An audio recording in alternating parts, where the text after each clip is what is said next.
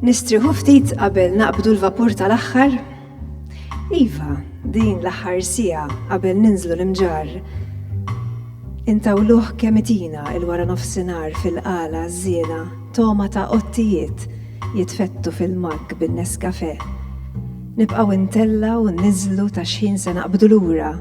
Sa dan it-tant il-vapuri jiżżersqu logħba żibeġġ fuq il-fliegu. Għaddew bil-lajma dal-ġranet jinħarqu sajf, fejn l-jili jimbarmu buħawieċ jistiraw fuq il-liżar. Id-daw tal-bozza fit-triq għaddej seksik minn ġol persjana bluna. Allas ma nqumx nalaqa, indur bil-goff natidari lejn il-qamar u nisħtu.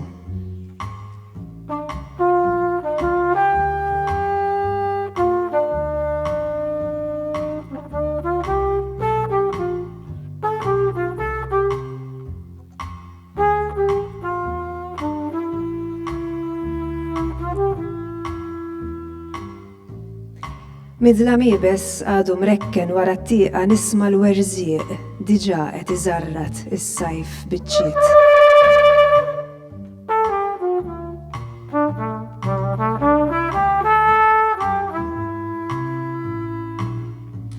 Fl-alqa faċċata hemm debba lewn isħab. Iddeffes rasa fid-dell qed jaqta'.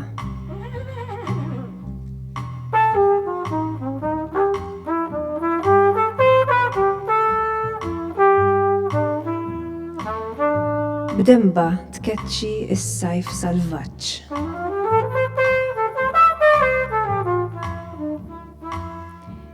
Tard wara nofsinhar jitilgħu l-erejjex iwittu triq għal-lejl ieħor bla ħolm. Filgħaxija fuq it-terazzin jaqbad l-ispeaker, fit-tazza tiżloq silġa u fiha jien sfukata niċċaqlaq mar-ritmu.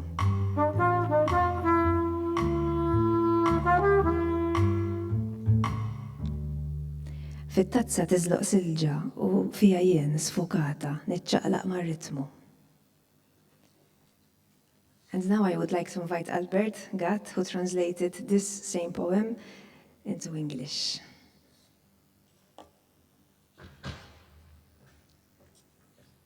Dak l-inbit. It's the staircase. The wine has nothing to do with it.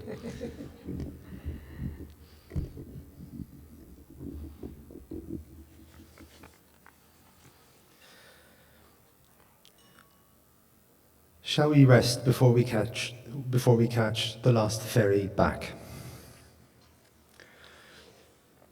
So yes, 1 hour to go before we make our way down to Imjar.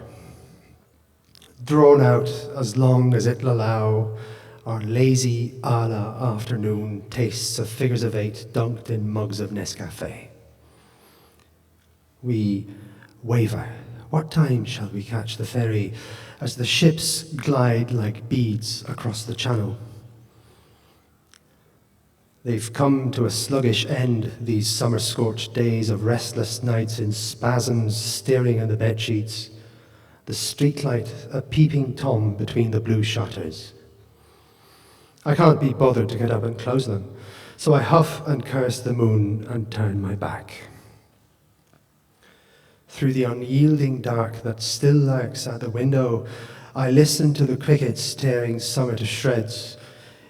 In the field across the street, a cloudy mare ducks her head into the falling dusk, her tail swishing the brutal summer away. By late afternoon, the gathering cumulus heralds another dreamless night. On the terrace, in the evening, the loudspeaker jolts awake, and I am a blur in the ice-slicked glass moving to its rhythm. Thank you, Albert.